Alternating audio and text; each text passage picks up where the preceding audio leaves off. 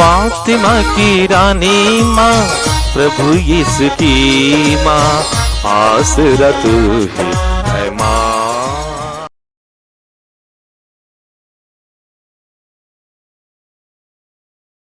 पहला पाठ न्यायकर्ताओं का ग्रंथ, अध्याय 2, पद संख्याएं 11 से 19 तक।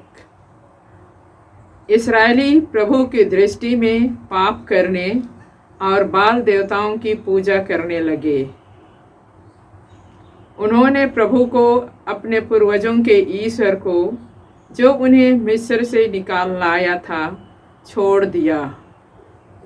वे अपने आसपास रहने वाले लोगों के देवताओं के अनुयायी बनकर उनकी पूजा करने लगे। उन्होंने प्रभु को अप्रसन्न कर दिया। वे प्रभु को छोड़कर बाल और अस्तारता देवियों की पूजा करने लगे। तब प्रभु का कोप इस्राएलियों के विरुद्ध भड़क उठा। उसने उन्हें छापा मारों के हवाले कर दिया जो उन्हें लूटने लगे। उसने उन्हें उनके शत्रुओं के हाथ बेच दिया और वे उनका सामना करने में असमर्थ रहे। जब वे युद्ध करने निकलते तो पराजित हो जाते थे, क्योंकि प्रभु उनके विरोध था, जैसा कि उसने शपथ खाकर उन्हें चेतावनी दी थी। जब जब इस्राएलियों की दुर्गति बहुत अधिक बढ़ जाती थी, तो प्रभु न्यायकर्ताओं को नियुक्त किया करता था, जो उन्हें लूटने वालों के हाथ से बचाया करते थे। किंतु वे न्यायकर्ताओं की बात नहीं मानते और पथभ्रष्ट होकर पराये देवताओं की पूजा और उपासना करते थे। वे प्रभु की आज्ञा पर चलने वाले अपने पूर्वजों का मार्ग शीघ्र ही छोड़ देते थे। वे अपने पूर्वजों का अनुकरण नहीं करते थे। जब प्रभु उनके लिए कोई न्यायकर्ता नियुक्त करता था, तो प्रभु उसका साथ देता, और जब तक न्यायकर्ता जीता रहता था, तब तक प्रभु इस्राएलियों को उनके शत्रुओं के हाथ से बचाया करता था। क्योंकि जब वे अपने अत्याचारियों के दुर्व्यवहार से पीड़ित होकर कराहते थे, तो प्रभु को उन पर तरस आता था। परंतु जब वह न्यायकर्ता मर जाता था, तो वे शीघ्र ही अपने पूर्वजों से भी अधिक घोर पाप करते थे। वे पराये देवताओं के अनुयायी बनकर उनकी पूजा और उपासना करते थे। उन्होंने अपनी पुरानी आदतें और हठीला व्यवहार कभी नहीं छोड़ा। प्रभु की वाणी। ईश्वर को धन्यवाद। वचन अनुवाक्य। हे प्रभु, तू अपनी प्रजा को प्यार करता है, हम लोगों को भी याद कर। हे प्रभु, तू अपनी प्रजा को प्यार करता है, हम लोगों को भी याद कर। उन्होंने उन राष्ट्रों को नहीं नष्ट किया जैसा कि प्रभु ने उन्हें आदेश दिया था, किंतु वे उनसे हिलने मिलने और उनकी रहन सहन अपनाने लगे। अनुवाक्य। हे प्रभु, तू अपनी प्रजा को प्यार करता है, हम लोगों को भी याद कर। हे प्रभु, तू अपनी प्रजा को प्यार करता है, हम लोगों को भी याद कर। वे उनकी देव मूर्तियों की पूजा करने लगे और यही उनके लिए फंदा बन गया। वे उन देवताओं के आदर में अपने पुत्र पुत्रियों को बलि चढ़ाने लगे। अनुवाक्य। हे प्रभु, तू अपनी प्रजा को प्यार करता है, हम लोगों को भी याद कर। हे प्रभु, तू अपनी प्रजा को प्यार करता है, हम लोगों को भी याद कर। इस प्रकार वे दूषित हो गए। उन्होंने प्रभु के साथ विश्वासघात किया। प्रभु का कोप भड़क उठा। वह अपनी प्रजा से घृणा करने लगा। अनुवाक्य। हे प्रभु, तू अपनी प्रजा को प्यार करता है, हम लोगों को भी याद कर। हे प्रभु, तू तो अपनी प्रजा को प्यार करता है, हम लोगों को भी याद कर। उसने बारंबार उनका उद्धार किया, किंतु वे अपने कुकर्मों द्वारा उसके विरोध विद्रोह करते रहे।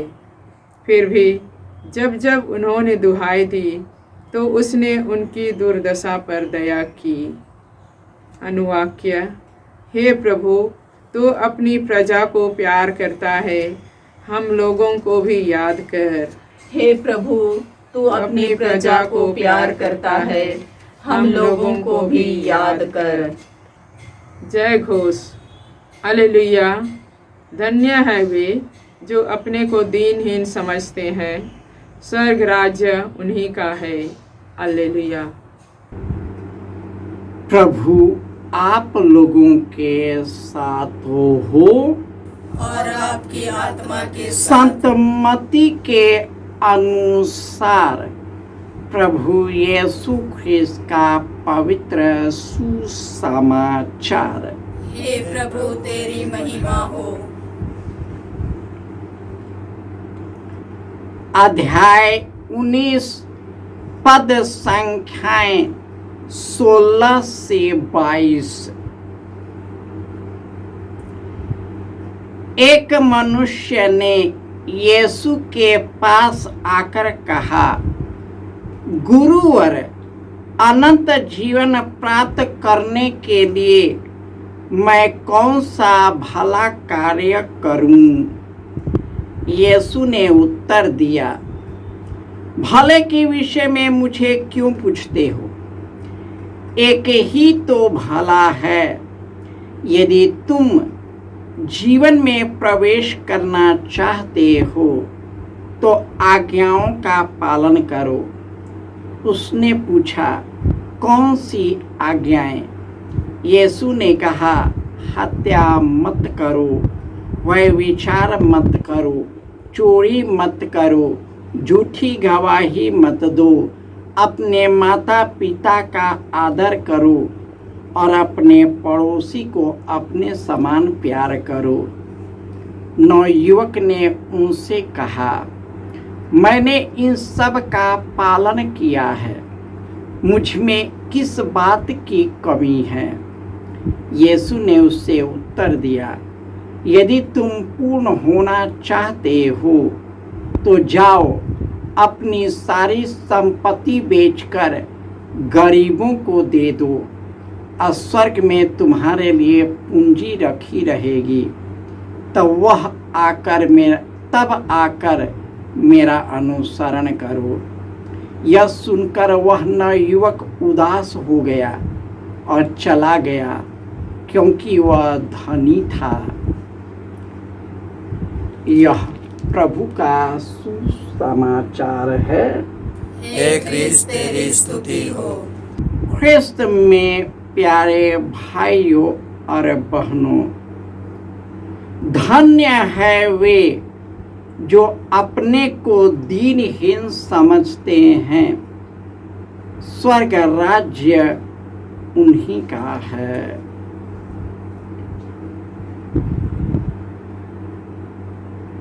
जब इस्राएली पूरी संपत्ति से भर गए, राजा बन गए, उस देश के मालिक बन गए, सब कुछ से भर गए, तो उन्होंने प्रभु की दृष्टि में पाप करने लगे, बाल देवताओं के पुजारी बन गए, अपने पूर्वजों के ईश्वर को, जिन्होंने मिस्र देश से निकाल लाया था, उन्हें छोड़ दिया। आसपास के रहने वाले लोगों के देवी देवताओं के अनुयायी बन गए, उनकी पूजा करने लगे और ईश्वर को छोड़ दिया। इस प्रकार इस्राएलियों पर ईश्वर का प्रकोप उस पर पड़ता है। छापा मारे उसके हवाले कर देते हैं, वे लूटते हैं उनके शत्रुओं को बेच देते, शत्रुओं के हाथों में बेच देते हैं, वे उसका सामना करने में असमर्थ हो जाते हैं। यो युद्ध करते हैं परंतु पराजित हो जाते हैं, क्योंकि उन्होंने ईश्वर के विरुद्ध पाप किया, ईश्वर को अपनाया नहीं। उसने सांसारिकता में बहकर अपने आप को त्याग दिया। हम लोग देखते हैं कि हमारे साथ भी ऐसे होता है। कई विश्वासी विश्वास में आने के बाद केवल क्षण भंगुर इच्छा में ईश्वर को त्याग देते हैं। वे अपने शरीर की वासना में, अपने क्षण भंगुर सुख के इच्छा की पूर्ति में ईश्वर को त्याग देते हैं और ईश्वर से बहुत दूर चले जाते हैं, और वह उनके घर परिवार में एक कलंक बनकर रह जाता है। आज के सुसमाचार में एक नवयुवक आया और उससे कहा, प्रभु मुझे अनंत जीवन प्राप्त करने के लिए क्या करना चाहिए? वह सब विधियों का पालन करता था, लेकिन उसके अंदर में एक दूसरे के प्रति प्रेम नहीं था। कई लोग प्रथाओं को मानते हैं, कलीसिया के नियमों का पालन तो जरूर करते हैं, आज्ञा का पालन तो जरूर करते हैं, लेकिन उनका हृदय शुद्ध नहीं है। उसके करने के इरादे अच्छे नहीं हैं। वे जो भी करते हैं अपनी स्वार्थ की पूर्ति के लिए करते हैं, स्वच्छ हृदय से नहीं करते। इसलिए उन्होंने नवयुवक से कहा, तुम तो सब चीज का पालन करते हो, एक चीज की कमी है। तुम अपनी सारी संपत्ति बेचकर गरीबों में दान कर दो और तुम्हारे लिए स्वर्ग का खजाना रखा रहेगा। वह नवयुवक उदास हो गया और वह ईश्वर को छोड़कर चला गया।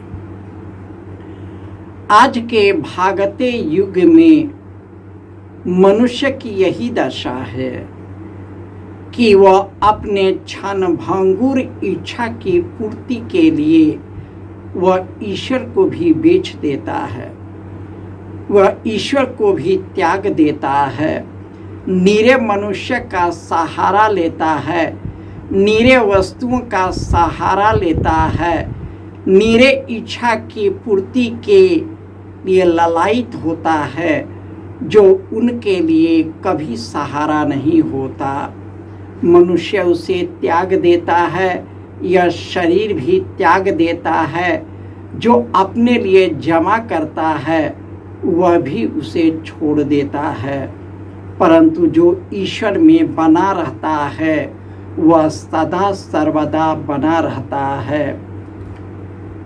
ईश्वर हमारी चट्टान है, वही गढ़ है, वही शक्तिशाली उद्धार करता है, वह सृष्टिकर्ता ईश्वर है।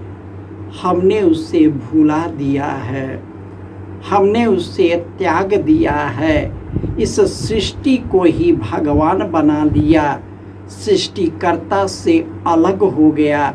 यही कारण है कि घर में, हमारे जीवन में अशांति है, लड़ाई झगड़ा है, दुश्मनी है, विभाजन है। ईश्वर हमारे जीवन में आना चाहते हैं, इसलिए यीशु कहते हैं, मैं तेरे द्वार पर आकर खटखटाता हूँ। जो मेरी वाणी सुनकर अपने हृदय का दरवाजा खोलेगा मैं आकर उसके साथ उसमें निवास करूँगा और उसके साथ भोजन करूँगा। वही प्रभु अपने प्रेम और कृपा और करुणा से भरने आते हैं, एक दूसरे को अपने समान स्वीकार करने और उन्हें ईश्वर की ओर उन्मुख करने के लिए भी, ताकि हमारे साथ साथ हमारे भाई बहनों का भी उद्धार हो सके। जय यीशु।